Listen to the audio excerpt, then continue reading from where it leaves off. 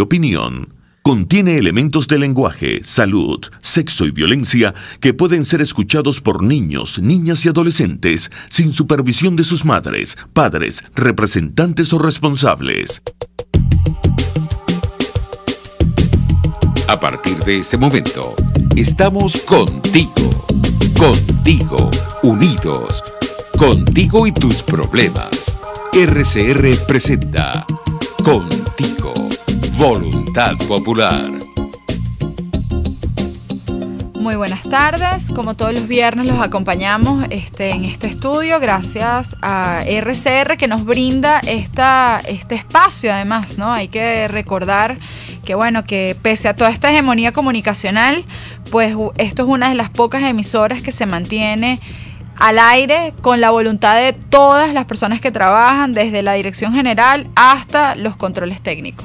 Es por ello que a ellos también les damos las gracias por este trabajo. Les habla Manuela Bolívar, diputada de la Asamblea Nacional, y me acompaña el día de hoy el diputado Sergio Vergara, quien, bueno, no solo es diputado por el Estado Táchira, sino también es el jefe de la fracción de Voluntad Popular en el Parlamento. Bienvenido, Sergio. Bueno, muchas gracias, Manuela, y a toda la audiencia que nos escucha el día de hoy. Fíjate, Sergio, una cosa impresionante, bueno, además aquí hay que leer una serie de créditos. Primero, recordarles que nos pueden contactar a través de la mensajería DILO 3456. También pueden llamarnos a través del 0212-482-9750. Pueden vernos a través de Twitter y Periscope @RCR750 o conectarse a través de la página web rcr.tv. Hay un tema esta semana, Sergio, que es importante irnos preparando. Y fue muy recurrente en Caracas ver la denuncia en redes, en cadenas de teléfono, de vecinos, familias, amigos, de la colocación de los sistemas de control de la gasolina en las estaciones de gasolina en Caracas, con el tema del carnet de la patria. Para entender un poco lo que esto significa, es importante conocer lo que ocurre hoy en frontera. Y el Estado Táchira, por ejemplo, hoy es un piloto para el régimen de lo que era la implementación de esta distribución de la gasolina. ¿A qué nos vamos a enfrentar hoy en la región capital cuando, se implemente el sistema de los chips de la colocación de la colocación de gasolina a través del registro del carnet de la patria y todo este sistema automatizado que se plantea? No, lo primero que tenemos que decir es que no ha habido plan piloto, que fue anunciado que el 4 de septiembre arrancaba el plan piloto en Táchira, y una vez más el gobierno no tuvo la capacidad de iniciar este programa, no solo ese día, sino las semanas siguientes.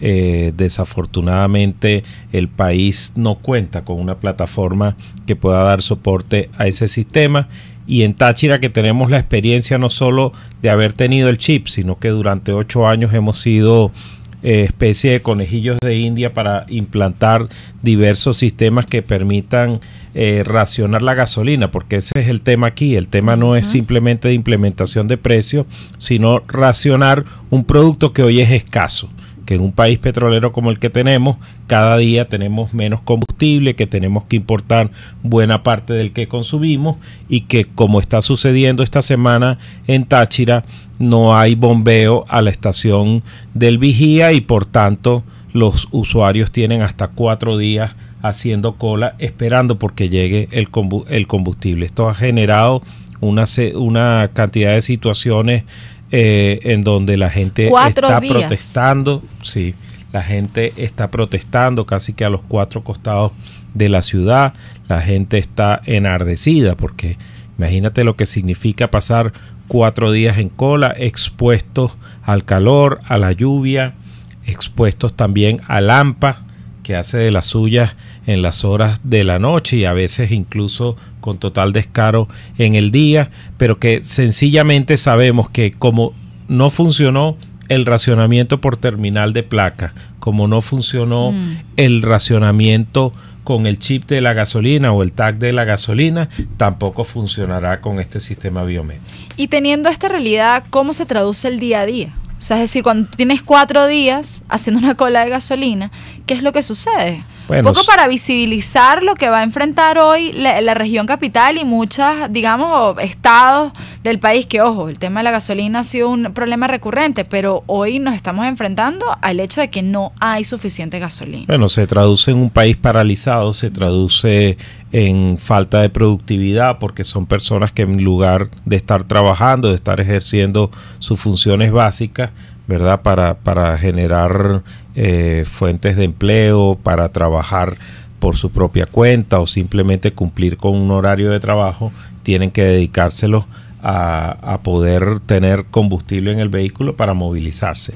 Se traduce en la paralización de un transporte que no se puede hacer presente, que no está en las calles de San Cristóbal y en el Táchira para poder trasladar a quienes no tienen vehículos, y se traduce en la paralización que ya el gobierno ha decretado de manera directa con este proceso de destrucción total que ha hecho de PDVSA, y que hoy simplemente el carnet de la patria y el sistema biométrico son mecanismos para controlar productos escasos que no tienen cómo cubrir de manera cierta la demanda que existe. Ahora, fíjate, dice alguien, Sergio, por aquí, les recordamos que pueden llamarnos a través del 482-9750. Esto lo plantea el periodista Luis Carlos Díaz y dice: el fondo de la discusión sobre la gasolina no es el carnet de la patria, no es el control biométrico, no es el precio internacional, no es el subsidio con dinero falso. Todos son problemas nuevos, pero no corrigen el real. No hay suficiente gasolina ni producida ni importada. Por ende, la racionarán. Hoy, por ejemplo, el régimen habla de precios internacionales. Esto sucede en Táchira. O sea, ahí hay estaciones de Shell, estaciones con precios a $5, $2. O sea, mira, es decir, los últimos precios internacionales que tuvimos estaban alrededor de los 333 bolívares fuertes. O sea, estamos hablando de 0,03 céntimos. Es un precio que sigue siendo atractivo para el contrabando, y cuando nosotros entendemos que hay problemas no solo en la producción, en la distribución, sino también en el proceso de comercialización, que termina no comercializándose en las estaciones de servicio, sino al otro lado de la frontera, en pimpinas, en toneles, incluso en cisternas que son pasados por altos funcionarios del gobierno, militares y civiles que tienen mafias del combustible, pues es imposible que tú puedas controlar a través de cualquier mecanismo. El problema está en cada una de las etapas del proceso para llenar un tanque de gasolina, o sea, desde que se produce hasta que se distribuye, hasta que se comercializa, y en cada uno de esos hay una traba que todas nos llevan al mismo mal, que es el gobierno ineficiente, que es el gobierno incapaz, es el gobierno negligente, que no ha podido con una industria que durante años fue la gallina de los huevos de oro. Es decir, que también la discusión es, y aquí quiero agregar, creo que es espurio, por ejemplo, y pensar que, o tonto, no digamos en la categoría tonto, pero naif, pensar que si me saco el carnet de la patria me aseguro gasolina. También. O si me saco el carnet de la patria me aseguro la bolsa de comida, porque con la gasolina está pasando exactamente que con la comida, no hay suficiente para todo el mundo. Bueno, quizás sucede lo mismo, la misma intención que se tuvo con el TAC. La gente decía, me saco el tag o el chip de la gasolina para poder garantizar que con un cupo restringido, con el que podía echar 5 veces al mes, un carro mediano, un carro familiar, podía echar 5 veces al mes 40, 45 litros de gasolina, ¿verdad? Con esa asignación que le hace, que le limita la capacidad para viajar o para hacer cualquier otra cosa, pues sencillamente el gobierno está fallando una vez más en el sistema. O sea, no funcionó estos 5 o 6 años que tenemos el TAC de la gasolina. No funciona también cuando previamente al TAC iniciaron un proceso por terminal de placa de los vehículos para poder echar en un día específico de la semana. No va a funcionar tampoco. Ahora, esto lo sabemos, Sergio, y yo creo que es importante, digamos, ponemos este elemento en escenario porque esta semana la protesta fue laboral. Y todo ha sido hecho. Hace unos minutos reprimieron a unos ciudadanos que estaban frente al Ministerio de Educación aquí en el Distrito Capital exigiendo mejoras salariales en el sector educativo. Hace unas semanas veíamos cómo protestaba el sector salud en materia laboral, pero ahora viene una crisis esencial y es el tema de la gasolina. Además, la gasolina es un tema transversal en muchos ámbitos, porque por ejemplo, en Caracas no se cultiva nada. De hecho, parte de los vegetales, los rubros que nosotros hoy conseguimos, a lo poco que se consigue en los supermercados, viene incluso de sembradíos del eje de los Andes o el eje, digamos, granero de Venezuela, que son los 16 estados que componen hoy el gran cultivo y la gran producción en materia agrícola, lo poco que hay, pues, o sea, de producción agrícola y producción y de siembra. Pero aún así, esto también se va a ver afectado por el hecho de que no hay combustible, porque cómo se trasladan las cosas, o sea, es decir, este colapso, estamos llegando a otra fase del colapso. Y yo creo que es importante, como personas que estamos aquí en Venezuela resistiendo, tener conciencia de lo que nos viene en las próximas semanas. Y no es porque uno venga acá a hablar cantidades de cosas o quiera ser pájaro de mal agüero, sino en el sentido de que tenemos que ir preparándonos para lo que nos viene, para esta nueva fase del colapso. Pero luego también nos viene, bueno, ¿cómo nos organizamos? Porque no nos podemos quedar en el simplemente acomodarnos. Y entonces, bueno, hago las 4 días de cola y entonces resuelvo y veo cómo sobrevivo. Sino hay que organizarse para, en efecto, quebrar el sistema que hoy nos tiene bajo este estilo de vida. Me explico, esta sobrevivencia continua. Entonces, ¿cómo hace, por ejemplo, hoy el Táchira, que además es uno de los estados que más protestas reporta? O sea, porque todos los meses el estado Táchira, bien sea por gas, bien sea por efectivo, bien sea lo que sea, está, digamos, activamente organizado, activamente demandando derechos, pero ¿cómo se organiza? O sea, pese a esta realidad, ¿cómo se organiza políticamente para contrarrestar y luchar contra este totalitarismo que vivimos? Bueno, es sencillo. Lo primero que tenemos que hacer es atender al llamado que están haciendo los sectores y los gremios a apoyar la protesta que vienen desarrollando. Nosotros no podemos simplemente ser espectadores, y la población en general no puede ser espectadores de la reclamación justa y necesaria que están haciendo los distintos gremios y que están precisamente en vías de articularse en una plataforma que permita conducir esta protesta, que durante todo el año ha sido esporádica, que ha sido intermitente y que en muchos casos pues ha sido de alguna manera no ha estado articulada, pero precisamente para lograr el fin que todos queremos, que es el cambio político que permita que los problemas de fondo sean resueltos. No es simplemente si vamos a tener chip o no, es si hay gasolina para poder distribuir, si hay alimentos y hay producción de alimentos y estos pueden llegar a los mercados para que la población lo tenga, porque ahí agregamos un problema adicional que lo denunciaba incluso en la misa del 6 de agosto del Santo Cristo de la Grita el propio obispo Mario Moronta, que es la matraca a la que son sometidos los ferieros, como los llamamos nosotros, que son los que transportan las hortalizas desde la Grita y desde todo ese sector del páramo andino hacia las ciudades, y son en cada alcabala son sometidos a registros, a chequeos, para que finalmente, dándole algo al funcionario, puedan seguir avanzando. Tienen que dejar parte de la producción en las alcabalas. Entonces son todas irregularidades asociadas a un gobierno corrupto, un gobierno ineficiente, pero que si nosotros seguimos en esta quejadera, en esta denunciadera, y no entendemos que hace falta organizarnos y canalizar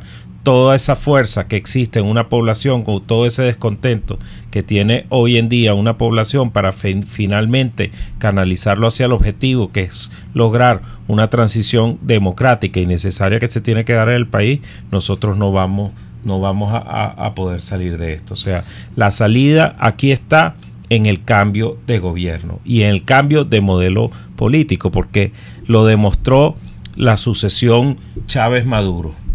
No era suficiente con que Chávez no estuviese en el poder, porque llegó Maduro a hacerlo peor y sencillamente se radicalizaron los problemas. Pero entendamos que no se trata simplemente de Maduro, se trata del modelo que ya había institucionalizado, que ya había sembrado Chávez, y que lo que hizo Maduro fue simplemente radicalizar y asumir las consecuencias de la destrucción de PDVSA, de la destrucción del aparato productivo, del acecho a los sectores privados y productivos del país, comerciales, industriales, etcétera, acabar con la producción para pasar a una política de puertos que en nada beneficia a la población. Bueno, vamos a ir a un corte y ya regresamos con ustedes. Usted escucha Contigo, solo por RCR 750 AM. Es la 1:18. Si quieres preparar y disfrutar jugos naturales, ensaladas de fruta o preparas comidas con frutas, en la Gran Feria Santo Cristo de la Grita consigues una gran variedad de frutas frescas y de primera calidad, pero eso sí, al mejor precio de la Gran Caracas. Viernes y sábados en Santa Mónica, Avenida Francisco Pimentel, al lado de la Casa Comunal. Gran Feria Santo Cristo de la Grita, economía y calidad. Puedes seguirnos en nuestras redes sociales.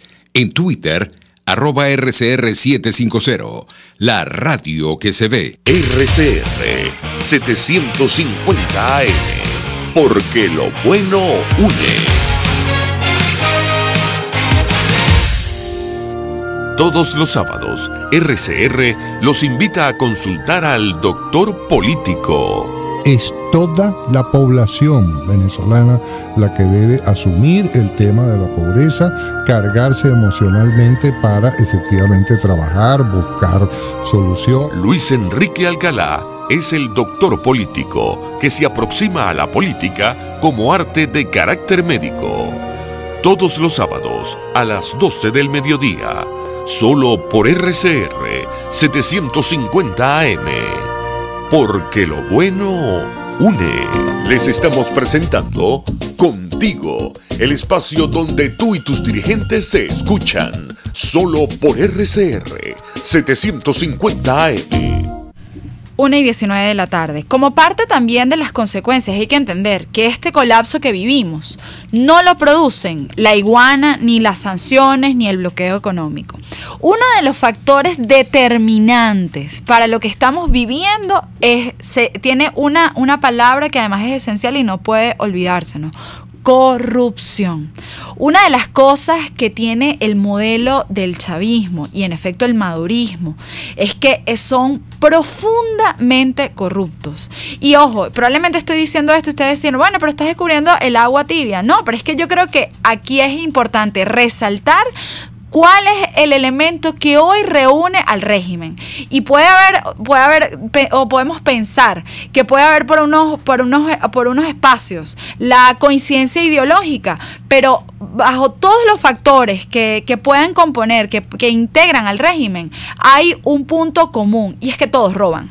Para ello, hoy tenemos contacto con el presidente de la Comisión de Contraloría, quien además hace unos días presentó una investigación primero profunda, con nombres no solo de los cargos administrativos, sino de las empresas vinculadas, por ejemplo, con este sistema de dominación social tan perverso que hoy tiene, que impulsa el régimen a través de las comidas, que es el sistema de la caja CLAP. Para ello tenemos al diputado Freddy Superlano. Bienvenido, Freddy. Bien, buenas tardes, Manuela, gracias por la invitación a tu programa. Gracias a ti. Freddy, tú hace unos días hablabas de una investigación que hiciste sobre la corrupción y sobre todo de las empresas detrás de detrás de lo que es el programa CLAP. ¿Puedes hablar un poco, en manera resumida, de lo que han encontrado ustedes en la Comisión de Contraloría al respecto? Bueno, sí, no. Primero, resumir la corrupción de los CLAP es algo sumamente complejo, Manuela. Y no te alcanza el tiempo en el programa. No nos alcanzaría un programa para esto. Nosotros lo denominamos ayer el megaguiso, por lo que ha representado este trama de corrupción, pero sobre todo por la manera tan dantesca que se hace, es decir, aprovecharse de la necesidad del hambre del pueblo venezolano para lucrarse, para seguirse enriqueciendo. En este caso en particular, el Grupo Gran Límite es la empresa que ha tenido el mayor monopolio de lo que es la venta de alimentos, de distintos productos a los clubs. Pero el Grupo Gran Límite ha podido, a través, por supuesto, de ya personas muy conocidas como Sadina Inc. y como SAP Certain, que son los representantes en esta trama, pero por supuesto involucrado a otras personas. Por ejemplo, Santiago Uzcategui Pinto es el representante de esta empresa en México. México en este momento, Manuela, es el principal país importador hacia Venezuela de estos productos que contienen las cajas CLAP, porque esto se ha convertido en un gran negocio. Lo importante de todo esto es que hay un grupo de empresas más, ¿verdad? Como la Major Rice, o como la Agrovirus, o como JIB International, entre otros, un promedio de 10, 12 empresas, que también le venden productos CLAP a Venezuela. Pero esos productos CLAP que le venden a Venezuela se los compran al Grupo Gran Límite también. Como tú puedes ver, prácticamente esta empresa que la representan ciudadanos colombianos que están muy vinculados, en este caso la familia que gobierna en Miraflores, es el que tiene el gran monopolio de esto. Y salen otros nombres a relucir. Por ejemplo, el empresario Carlos Licano, quien también está al frente de algunas de estas empresas. Y lo peor de todo esto es que estas tasas financieras que se hacían con Suiza, ¿verdad?, y con bancos en Islas del Caribe, ha ido mucho más allá. Nuestra investigación nos ha llevado inclusive hasta los Emiratos Árabes, hasta países de Europa Oriental, donde estarán haciendo las transacciones financieras y donde incluso estarán registrando nuevas empresas para venderles productos CLAP al país. Ahora, que estas personas que mencionas, pero además ustedes aquí hablan de que se estima que mediante este sistema de corrupción se hayan malversado unos 5.000 millones de dólares. Sí, bueno, y es muy fácil la manera en cómo lo hace. Y te voy a explicar el caso de la leche mexicana.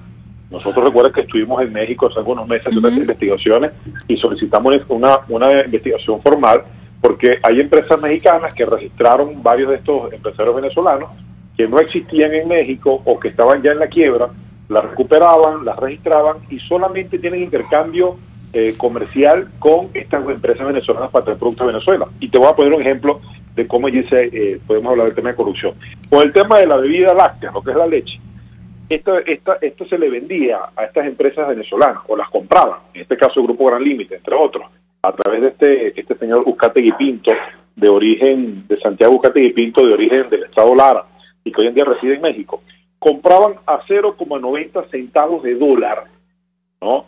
No llegaba ni siquiera a $1, el kilo de leche, que por supuesto, ustedes lo saben, tú tienes que tomarte entre 18 y 42 vasos de esta leche para hacer lo que hace un vaso de leche de cualquiera de las empresas venezolanas, como La Campiña, Capolab, entre otras. Bueno, esta leche que compraban a 0,90 dólares, la vendían a Venezuela entre 5 y 7 dólares por kilo. Es decir, le tenían una ganancia cercana al 800%. En pocas palabras, no estamos hablando solamente de un kilo, estamos hablando de miles de toneladas que se compraban en México, leche de mala calidad, sin los nutrientes que te deben llevar, y mucho menos cumpliendo con los permisos fitosanitarios para distribuirla en Venezuela. Nada más, por el caso de la leche, se especula que fueron ganancias millonarias. Por eso nosotros hablamos de un peculado que se le puede estar haciendo un daño al patrimonio, que se le puede estar haciendo a la nación, cerca de 5.000 millones de dólares, lo que ha significado los negocios CLAP en Venezuela. Ahora, Freddy, en este caso, por ejemplo, cuando hablamos de estos 5.000 millones de dólares, estamos hablando de 5.000 millones de dólares de un año, que la última licitación, o estamos hablando desde que se creó el sistema CLAP. Sí, estaremos hablando entre 2 y 3 años ya, aproximadamente, pero sigue siendo demasiado. Te explico algo, Manuela. El informe que hizo Freddy Guevara de la corrupción en PDVSA, cerca de 10.000 millones de dólares. Ojo, estamos hablando de un daño que se le hizo a la nación en más de 5. Freddy, de repente te perdemos en la señal. ¿Me escuchas? Ahora sí, perfecto. El daño patrimonial, por ejemplo, el último informe que se hizo de PDVSA, que lo hizo Freddy Guevara en el 2016, hablaba de un daño patrimonial de por lo menos 10.000 millones de dólares. ¿No? Estamos hablando en un periodo de 5 a 10 años aproximadamente. En el caso de los CLAP es sumamente más corto. Es decir, se ha convertido el negocio de los CLAP hoy día en el mayor negocio que pueda tener la cúpula que gobierna el país. Y esto, por supuesto, trae una situación sumamente mucho más aborrecible, por así decirlo, porque tú sabes que se juega con el hambre de los venezolanos con el tema de la corrupción en los CLAP, Manuela. Y aquí además hay que resaltar que en la investigación que ustedes dan hay nombres que no son necesariamente los nombres que uno asocia con el régimen directamente, porque esto es la cara que está detrás del, digamos, la que operativiza estos negocios sucios y la que mantiene este eje de complicidad. De hecho, tú aquí, ustedes mencionan en la comisión, por ejemplo, nombres como el de Yusuf Abu, Omar Abu, Juan Vicente Roversi, María Ojeda, Hernán Mateu, Runstinco Rodríguez, Esteban Correa, José Antonio Akram, Edmundo Rotondaro, Miguel González, Claudia Cira, Samar López Bello, Rafael Morales y Esteban Correa, y pare usted de contar. Ahora, estas personas, ¿qué les espera, Freddy? Después de esta investigación, ¿qué podemos, digamos, cuál es el próximo paso? Evidentemente la Asamblea Nacional no es el órgano de la jurisdicción de justicia, pero ahora estas personas, digamos, han cometido crímenes administrativos y de corrupción. O sea, es decir, ¿qué se espera con estos datos encontrados? No, lavado de dinero, Manuela, y si bien es cierto, muchos de ellos no residen en el país porque son de origen panameño, colombiano, venezolano, algunos. Recordemos que muchas de estas empresas que fueron registradas en Hong Kong o fueron registradas en Panamá, ¿verdad?, o en otros países del mundo, tienen que explicar cómo empresas que fueron registradas con un capital de $10,000 ejecutan contratos de 200, 100 y 400 millones de dólares. Hay un delito y un lavado de capitales que deben explicárselo a las distintas unidades de inteligencia financiera y a los distintos organismos de administración de justicia de estos países. Esto, por ejemplo, para oficinas, por ejemplo, la Oficina del Tesoro de Estados Unidos, esto es un caso. O sea, es decir, las sanciones que se han aplicado a individuales, a casos también de lesa humanidad, también conllevan investigaciones que hoy están asociadas a no solo negocios asociados al narcotráfico, sino también al lavado de dinero. O sea, que estas personas pudieran estar enfrentando sanciones internacionales también. Por supuesto, y esta investigación que nosotros tenemos, pues también la Fiscalía ha presentado otras por su parte también, la han consignado ante distintos organismos de inteligencia financiera, autoridades en Estados Unidos, pero por ejemplo, este señor Alex Naim Saab, quien por cierto, Manuela, y es bueno que se diga, muchos medios de comunicación digital e impresos tienen prohibido mencionar a esta persona porque hay una orden del Tribunal Supremo que prohíbe cualquier tipo de investigación o nombre que se le haga, nombramiento llamado que se le haga a este señor. Y te puedo hablar de la gente de Armando Info, entre otros que han venido también a hacerle seria seguimiento a este caso. Y pues por supuesto nosotros tenemos la obligación de que en estos países, y por eso lo hemos hecho por escrito, o sea, la investigación nuestra, pero también en otros países, en Panamá solicitamos en su momento que nos permitieran, bueno, decir cuál es el domicilio de estos personajes, cuál es el vínculo que tienen con algunas entidades bancarias para nosotros conocer al final del día cómo estos señores pueden registrar esta empresa en estos países y no tienen que darle parte de la justicia a los negocios que vienen haciendo con Venezuela. Es así. Bueno, muchísimas gracias, Freddy, y bueno, estaremos muy atentos a la investigación que se está dando en la Comisión de Contraloría, no solo en el caso del tema CLAP, sino también, bueno, todos los distintos guisos que ha tenido el régimen en sus distintos momentos. Muchas gracias. Pues, gracias a ti, Manuel. Un abrazo. Un abrazo. Freddy Superlano. La gente escucha esto y uno se indigna. Y tú puedes decir, bueno, pero ¿por qué? Por ejemplo, aquí hay gente que dice, no, la Asamblea Nacional no ha hecho nada, Sergio, y es muy recurrente, porque, digamos, evidentemente estamos viviendo un momento de colapso, pero también hay que entender algo, no estamos en tiempos institucionales, ni tampoco estamos en tiempos democráticos, en donde tú puedes decir, bueno, hay una fecha tal y cayó el sistema, ¿me explico? O sea, estamos ante la incertidumbre, pero una incertidumbre que está acompañada por hambre y por desesperación. Y en efecto, hoy uno se consigue mucho en la calle, te toca a ti, me toca a mí, en el programa de radio, nos toca que, bueno, se espera más de la Asamblea Nacional. Sin embargo, hoy escuchamos al diputado Freddy decir y exponer este caso, que es un trabajo que se está haciendo, bueno, no solo desde el punto de vista técnico, sino con la colaboración también para indagar, no solo en términos internos, sino también afuera, en cuentas afuera y todo lo que es la red de vinculación de corrupción. Pero, es decir, es importante también resaltar este trabajo que la Asamblea tiene que hacer para que incluso la justicia pueda ejecutarse, ¿no, Sergio? No, ciertamente quizás algunos pueden pensar que no son tiempos institucionales, pero sin embargo hoy más que nunca se refleja con el trabajo que viene haciendo la Comisión de Contraloría, que ahí están los hechos, que estos delitos no prescriben, estos delitos contra el patrimonio público, y tarde o temprano esas personas tendrán que pasar a pagar a la justicia.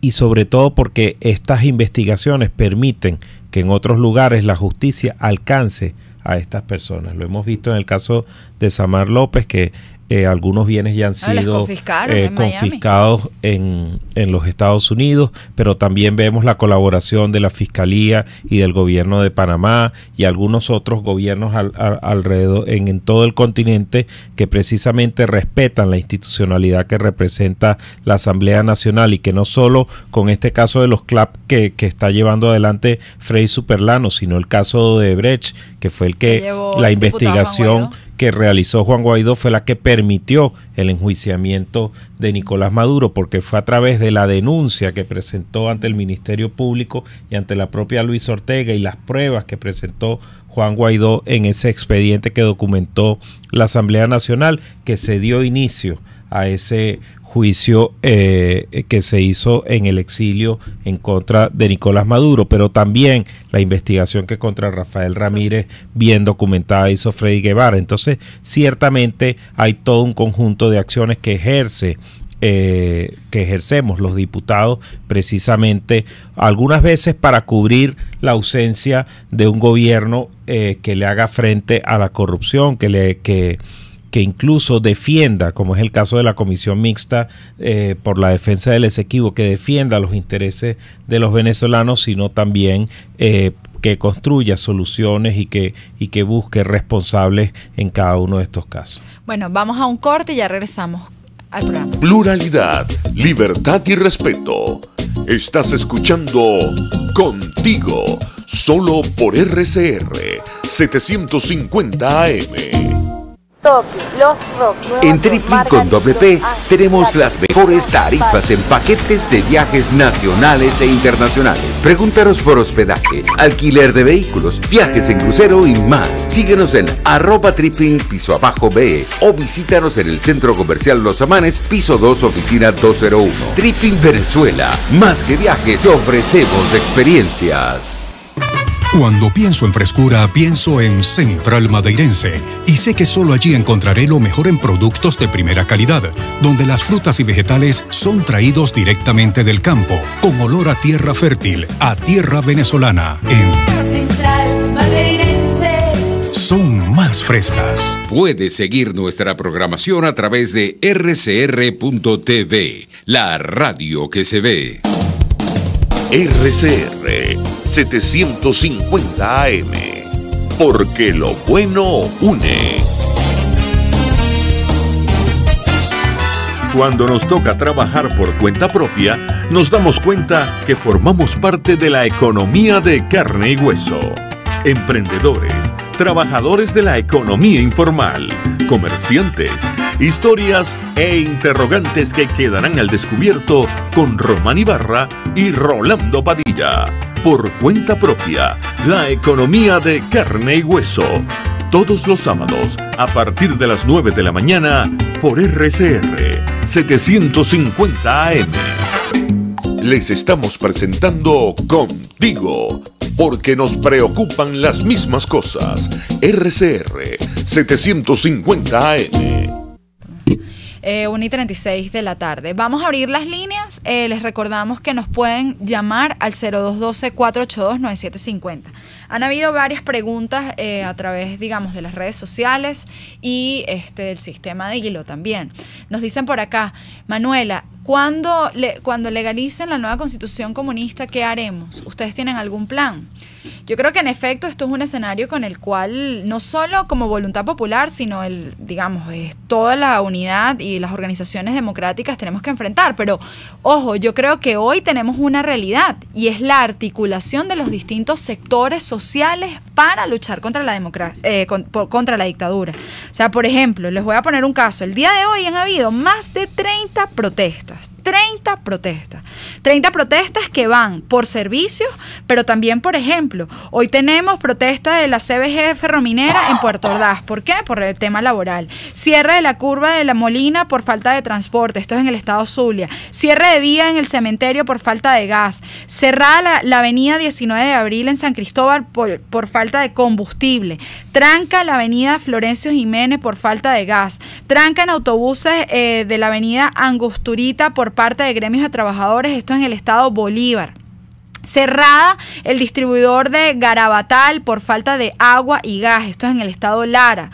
Cerrado el sector El Trigo por falta de agua, en el estado Miranda. Y pare usted de contar, porque me tomaría todo el programa probablemente hablar de cada una de las protestas que hay. Entonces, hoy más que nunca es la articulación. El día miércoles aquí sucedió, ahí tenemos ya 2 llamadas, pero el día miércoles aquí sucedió un anuncio importantísimo del sector de los trabajadores. Se sentaron en una mesa sectores que iban desde PDVSA, se sentaron el sector eléctrico, se sentó CanTV, se sentaron las enfermeras, se sentó todo el mundo pidiendo a la unísima, o sea, con una sola voz, bueno, el cambio del sistema. Y en ese sentido, hoy Venezuela está, digamos, y la unidad, sin lugar a dudas, está apuntando, y cuando hablamos de la unidad, es la unidad de propósito, apuntando a que esto no solo es una lucha de los partidos, esto es una lucha de cada sector democrático que tiene que articularse, que tiene que organizarse, porque cuando nos referimos a una organización es el acompañamiento de esta protesta.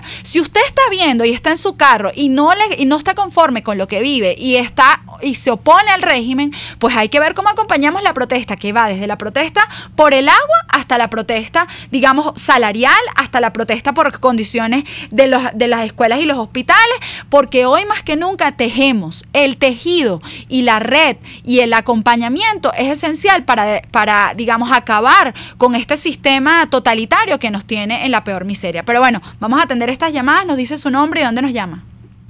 ¿Aló? Nos dice su nombre y dónde nos llama. Buenas tardes, de Caricuao, Juan Oviedo. ¿Cómo? Juan Oviedo de Caricuao. Bienvenido, díganos, bienvenido al programa. ¿Cómo está? Buenas tardes. Muy buenas tardes. Quiero de usted que me oriente en algo. Digo a la licenciada Miriam Ruiz, un señor que llaman de apellido Escalona, no sé quién es, no lo conozco. Es administrador del Palacio Blanco. Y Miriam Ruiz es la directora de personal. No es lo mismo llamar al diablo que tenerlo de frente. Por favor, que dejen ya la burla. Es hora que a los jubilados no nos han pago. Primero, se echó a pelear la cinta.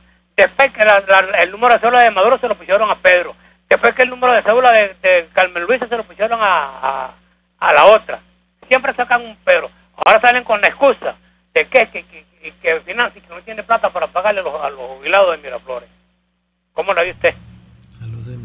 Bueno, y entonces ahí es donde uno tiene que aplaudir, por ejemplo, que el día de hoy en la rueda de prensa dada por el Frente Amplio estaba Emilio Lozada, quien es presidente de la Federación Nacional de Jubilados y Pensionados, acompañando un llamado, una invitación a un acto que va a haber el lunes en la aula magna, pero que no es solo una actividad, sino que es el tejido, porque la lucha hoy de los jubilados es la misma que la de las personas que hoy trabajan, por ejemplo, en el sector salud y demandan mejores salarios, los que hoy fueron agredidos frente al Ministerio de Educación porque también piden salario, por aquel que pide agua, es la misma. Y es como lo dice usted, querido señor Luis, no va a haber respuesta. No va a haber respuesta, porque no hay sistema, porque no hay dinero, porque se lo robaron, porque hoy el caos que vivimos es producto de la ineficiencia, pero sobre todo del comunismo que trajo hoy y que encabeza Nicolás Maduro. Entonces, hoy entender eso es primero un motivo de activismo, y como yo les decía la semana pasada, aquí hay que hablar en todo momento y desde cualquier espacio, bien sea en la panadería, en el supermercado y en una concentración. Aquí hay que acompañar cualquier tipo de protesta, aquí hay que ser tejido, pero con más fuerza para poder, digamos, derrocar a la dictadura. Nos dice quién nos llama, o tenemos otra llamada. Buenas tardes, licenciada, ¿cómo está? Bienvenida. Felicitaciones por su programa, por esa gallardía que usted tiene, que se parece a María Corina, para enfrentar y decir las cosas como son, no con adorno, primero. Segundo, esto es una atrocidad que estamos viviendo. Mire, yo planteo que debemos de salir todos, pero ¿cómo? Primero, la iglesia, que tiene importante, es una institución bien grande, porque debe de encabezar una marcha a nivel nacional. Segundo, los sindicatos. Tercero, los diputados. Cuarto, el Frente Amplio. Y quinto, la población, para que la gente se anime, porque si no se organiza así, la gente no se anima, porque la gente que piensa que nos van a matar. Pero usted sabe que estos son unos ellos no tienen piedad de nada.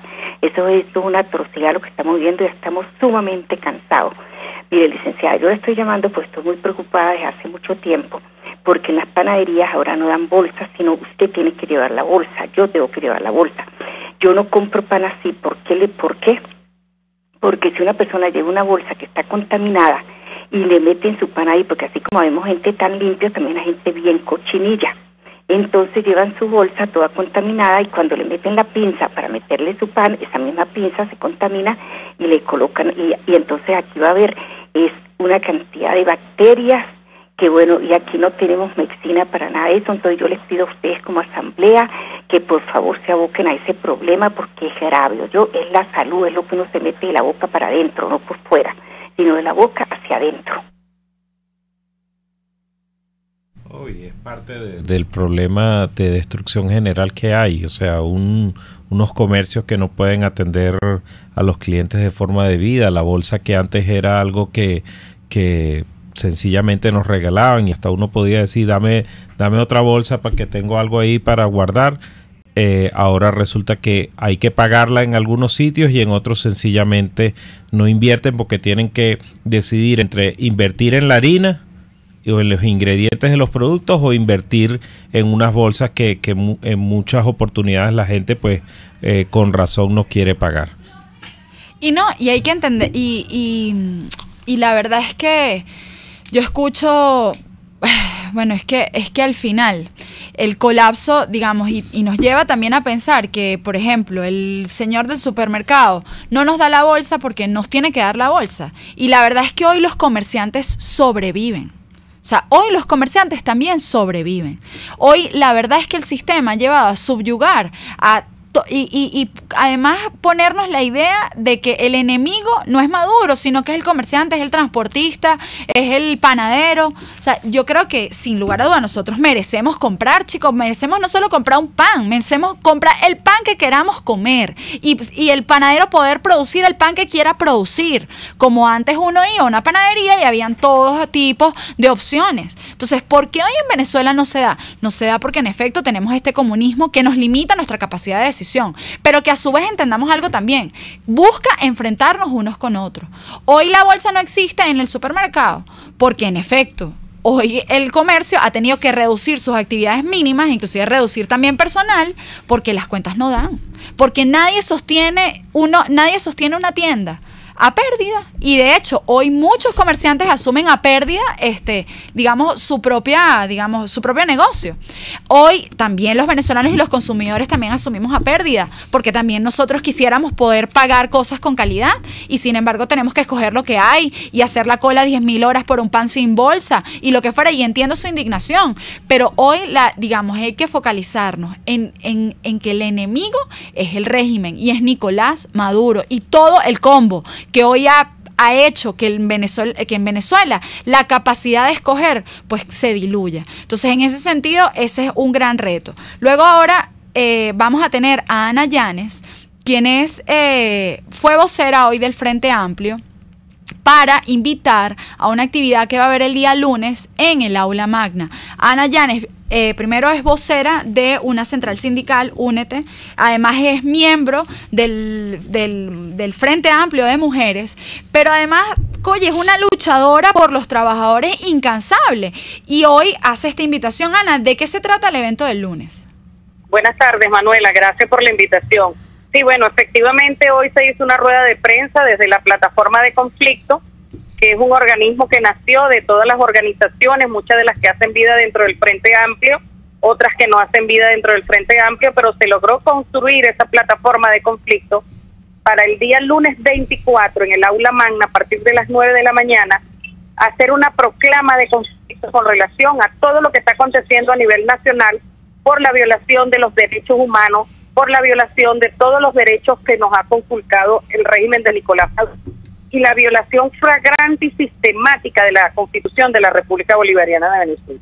Nosotros declaramos en protesta, como tú dijiste anteriormente, el 80% a nivel nacional está hoy en protesta. Todos los días en la calle la gente sale a protestar por los servicios públicos, por la salud, por la educación. Y bueno, el golpe rapaz que acaba de hacer con las contrataciones colectivas y las tablas salariales, que ha sido contundente a lo que fue las conquistas de muchísimos años de tantos trabajadores y dirigentes sindicales. Hoy por hoy, por eso nosotros hoy nos declaramos diciendo Venezuela se levanta y dice basta ya.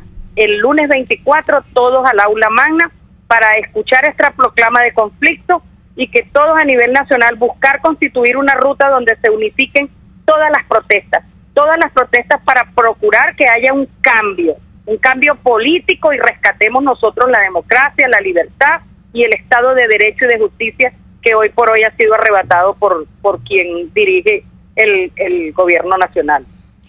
Por eso hacemos esa invitación. Y Ana, ¿cómo esto es a las 10 de la mañana, aula magna, UCB, todo aquel que está molesto, que quiere articularse, que quiere organizarse, pues no debe faltar el día lunes a las 10 de la mañana en el aula magna? Perfectamente, porque allí también se va a marcar una ruta de acción para, como te dije anteriormente, unificar las protestas y buscar un cambio en todo esto que ha venido aconteciendo, que nos ha destruido la calidad de vida del venezolano. Ana, ¿quiénes integran hoy este espacio de conflicto que desarrolló, digamos, o que es un órgano de toma de decisión dentro del Frente Amplio? ¿Quiénes integran incluso el Frente Amplio? Refresquemos esto porque recordemos que aquí no hay medios, o sea, y cuando hablamos de una convocatoria, ¿quiénes están convocando a esto?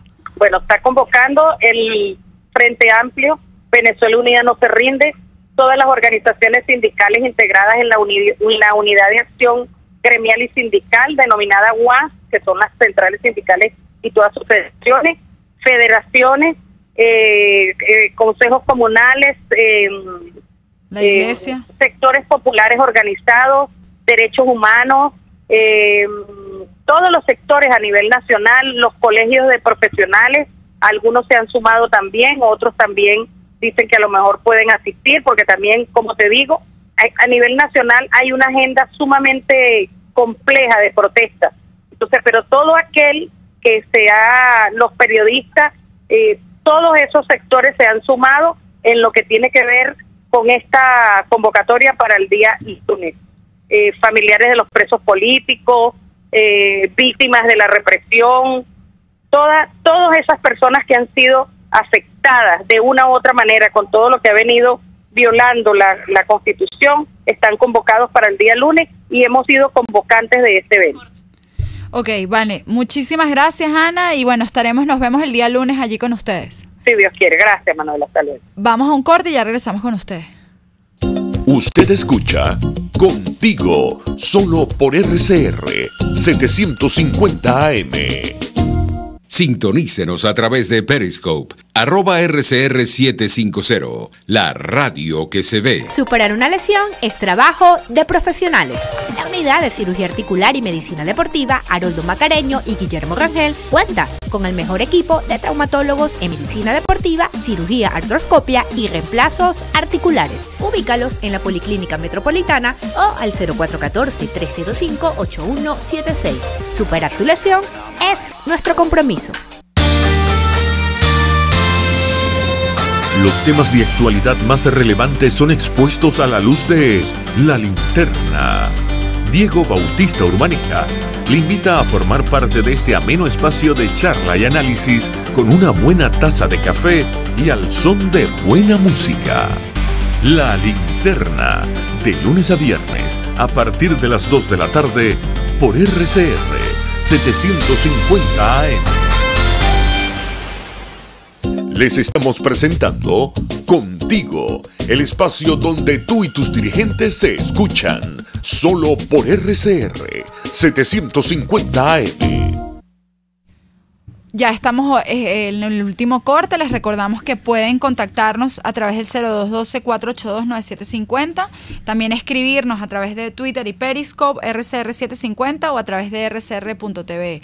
Hay gente que se pregunta y dice, bueno, ¿por qué la Asamblea no ha dictaminado, digamos, no ha acatado? Aquí hay una pregunta por redes sociales de por qué no hemos acatado la sentencia del TCJ del exilio. No, nosotros hemos hecho todo lo que está en la potestad de la Asamblea Nacional. Recordemos que fuimos los que invocamos o aprobamos el abandono del cargo en una primera oportunidad, pero además le dimos inicio a ese proceso con la venia para que fuese enjuiciado Nicolás Maduro. Respaldamos las decisiones, pero no somos un ente que ejecuta las decisiones del TCJ, y es precisamente el TCJ quien las debe hacer cumplir. Es precisamente ese TCJ en el exilio quien debe pues contar con la autoridad necesaria para que los organismos de instrucción, los organismos de ejecución puedan desarrollar en todo su ámbito la decisión que ellos han tomado. Y una vez que eso se ha hecho, al igual que sucedió en el pasado con Carlos Andrés Pérez. Carlos Andrés Pérez fue impuesto de una medida, se retiró del cargo y el Congreso Nacional en ese momento procedió a nombrar al presidente del Congreso y posteriormente a designar de forma definitiva a Ramón J. Velázquez como el presidente que iba a terminar el periodo. Entonces es precisamente allí donde nosotros hemos estado firmes, marcando cuál es nuestra posición de apoyo. Creemos en el proceso que se ha llevado a cabo durante todo ese proceso de enjuiciamiento a Nicolás Maduro, pero como poder que respeta la Constitución, estamos claros de quién debe ejecutar las medidas y quién debe avanzar en ese proceso. Tenemos una llamada de una escucha, nos dice su nombre, ¿dónde nos llama? ¿Aló? ¿Nos dice su nombre? De plástico, mira, la bolsa de plástico Buenas. que dan en los negocios es un derivado del petróleo. En el futuro no habrá bolsa de eso. Ok. Es así. Es así. Es así. O sea, todos sabemos que cualquier producto que importa el gobierno, cualquier inversión que hace el gobierno, su principal ingreso proviene del petróleo. Y una industria que están destruyendo, una industria que han acabado, que precisamente han robado en cada uno de las divisiones, en cada una de las unidades de producción, y que han acabado con la capacidad y esa producción que antes llegaba casi a los 3 millones de barriles y que hoy se habla incluso que está por debajo del 1.200.000 de barriles de petróleo diario, pues no puede atender esa necesidad tan urgente de la bolsa o de cualquier producto derivado, o incluso de la inversión que pueda hacer el gobierno de los beneficios que recibe por producir petróleo. Sergio Vergara, diputado a la Asamblea Nacional por el Estado Táchira. Ya para cerrar, hoy quien te escucha sufre indignación y a lo mejor puede hasta sentir rabia con nosotros como políticos, por las distintas, digamos, porque hay una desesperación, o sea, tenemos un ambiente de crispación y de desesperación, o sea, más allá de lo que fuera. Hoy hay gente que se muere porque no tiene medicamentos, hay gente que se muere porque no puede ingerir alimentos. ¿Cuál debe ser no solo un mensaje, sino cuál es la tarea? O sea, porque yo creo que estos espacios no solo tienen que ser un espacio de intercambio en donde digamos mensajes a quienes nos escuchan, sino también tareas que todos debemos llevarnos para seguir ejerciendo presión necesaria para habilitar un cambio en Venezuela. Pero lo primero que tenemos que decir es que los diputados y la Asamblea Nacional debemos ser la voz de los que no tienen voz.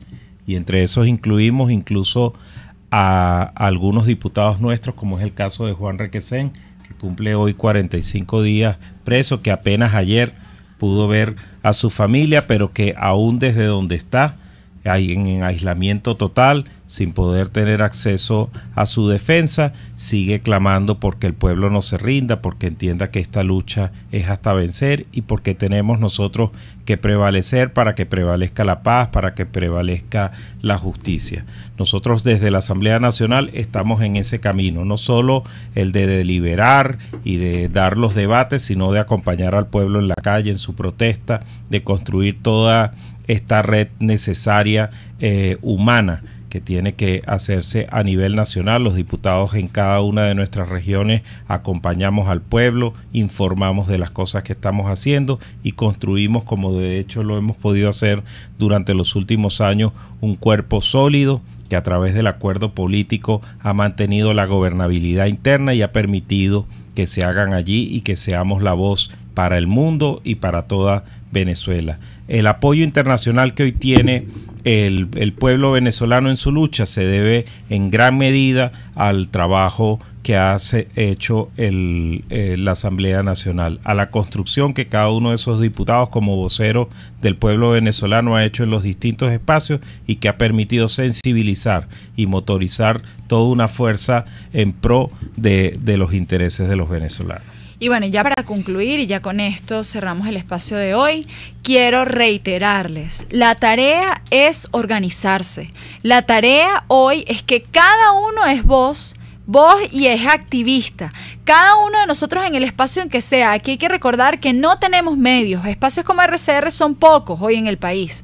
Entonces, hoy más que nunca la visibilización de la protesta, el acompañamiento de la protesta, el ser voz de la protesta, conectar a los que no están conectados. Aquí hay gente que hoy ya no dispone de celular, que ya no puede acceder a internet porque no puede costearlo, porque no tiene el aparato, porque se le quemó la computadora. Entonces, con más razón, tenemos que quienes estamos escuchando y quienes estamos tejiendo, conectar a los no conectados. Hay actividades. Mañana hay una protesta en apoyo al diputado Requesens a las 10 de la mañana en la Plaza Brión de Chacaíto. Pero luego también tenemos el día lunes una actividad en el Aula Magna. Y todos los días hay protestas por servicios. Todos los días hay demandas de ciudadanos. Todos los días hay activación en lo cual usted, quien me escucha, puede participar. La presión es necesaria para cambiar al régimen. Así que hagamos todo lo posible para habilitar cuanto antes un cambio en Venezuela. Y eso pasa por un compromiso mío, pero también de usted. Así que nos vemos el próximo viernes. RCR presentó Contigo, donde la pluralidad de pensamiento confluye. Solo por RCR 750 AM.